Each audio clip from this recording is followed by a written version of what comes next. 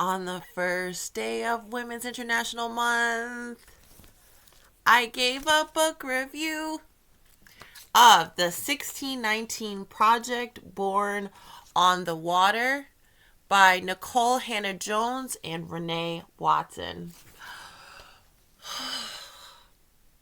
Y'all, I think I found my first 10 out of 10 book.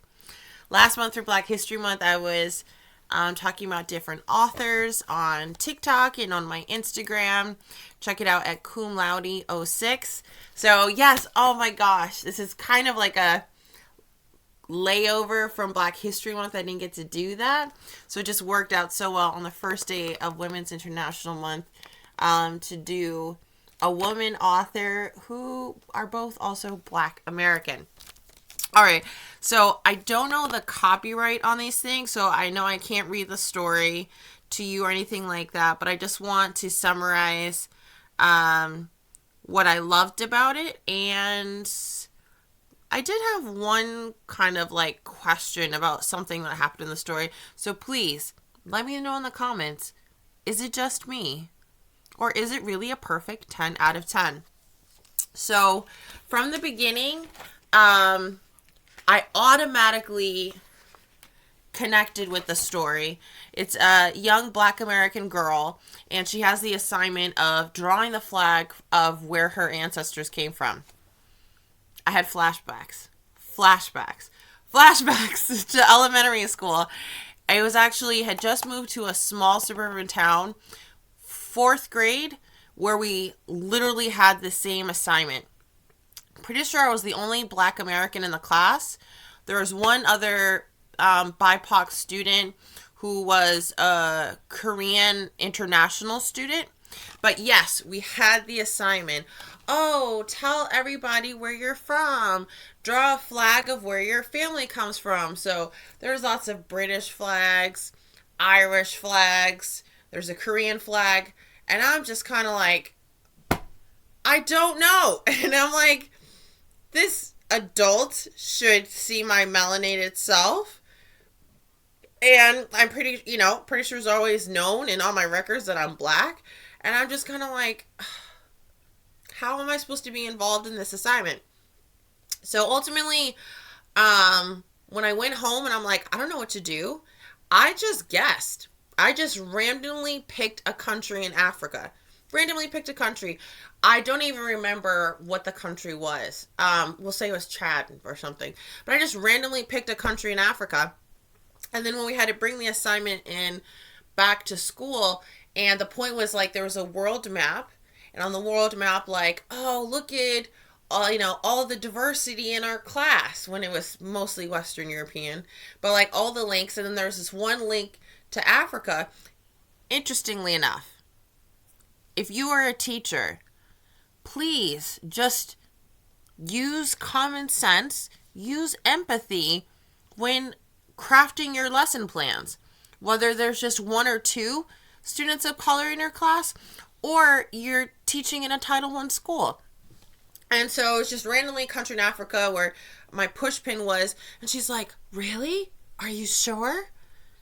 And I'm thinking, so you knew I couldn't do this assignment.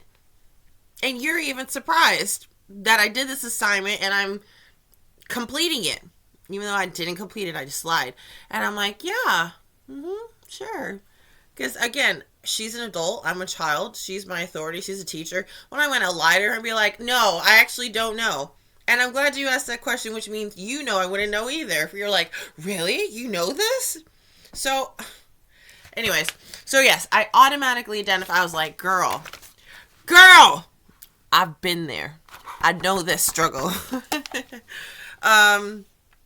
Yeah, so automatically just was like relating to the story, just like, yes, I understand that when you're a young Black American child and you do these stories about your heritage. Immigration is another one. I hated when we had to have lessons in social studies about America's a land of immigrants, which not only is that disrespectful to Black Americans whose ancestors came through the transatlantic slave trade, but the whole we're a nation of immigrants is also extremely disrespectful to some Latino students and some Native American students that are like, nah, like y'all are on our land. um, so yeah, actually, I think I have a book that would address that. I gotta find a great teacher book. I have a couple teacher books. Put that in the comments. Put in the comments if you want me to do book review, some notes from like a couple teacher books I have about that, and just kind of like being more equitable in lessons, more culturally responsive, diversity, equity, inclusion. Like I have a couple books for educators, for teachers about it that I could also do a review. Let me know in the comments. Let me know in the comments if you want to do that. Story was also just really great from the beginning, because when the young Black American girl asks her grandma about this assignment, she doesn't know what to do. Just really setting up that story of like, we weren't always slaves. We were doctors, chiefs, community conflict resolvers, artists, ironworkers, mothers, sons, daughters, priestess, farmers, right? We weren't always slaves, which makes me think of that growing up in school, and you hear that, oh, they freed the slaves. Oh, they did this to a slave, making it sound like that's just their natural, organic position in life, as opposed to enslaved. It was something that was done to them. The book is really great. Also, again, I don't know the copyright, so we're just gonna try. We're not gonna try and read anything, but just great pictures, just showing how people were, how we were, our ancestors living in Africa.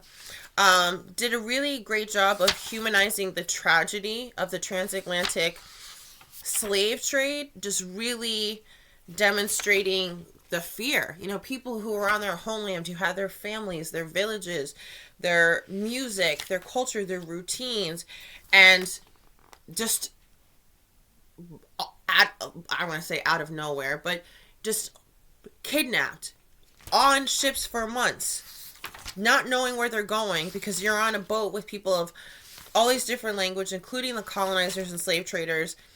Just overwhelming misery and pain.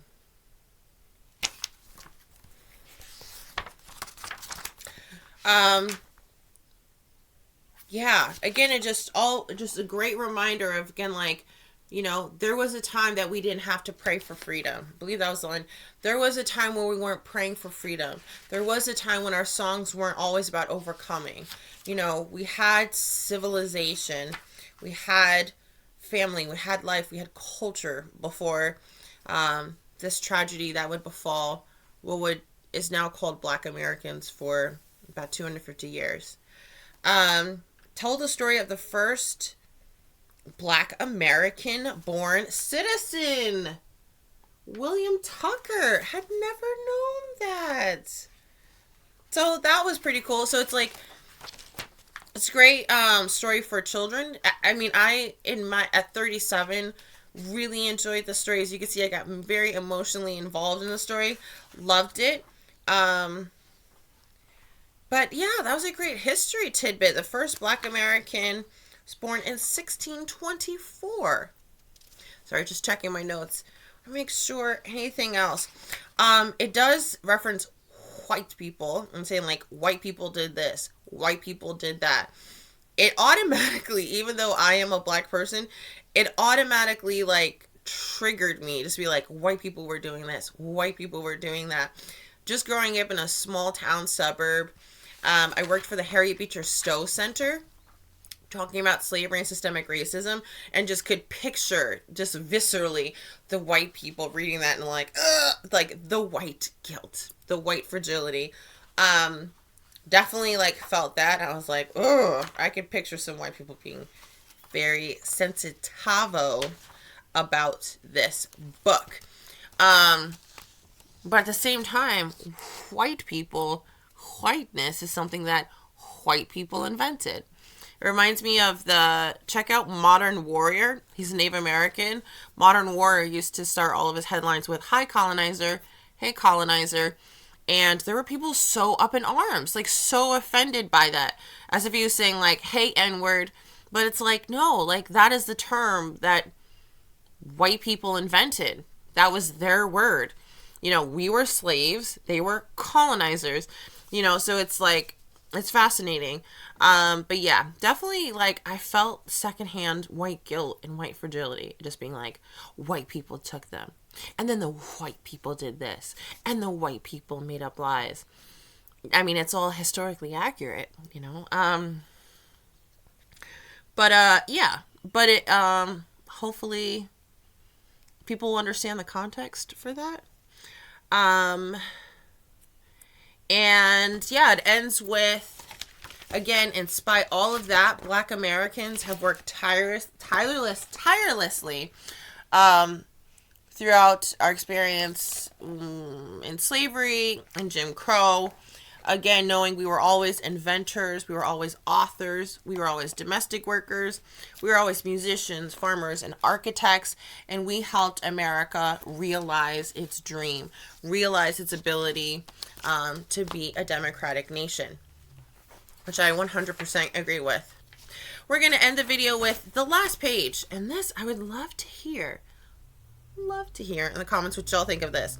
So our young Black American student scholar, after hearing this story from her grandma, has all of this pride and decides that her flag will be the American flag.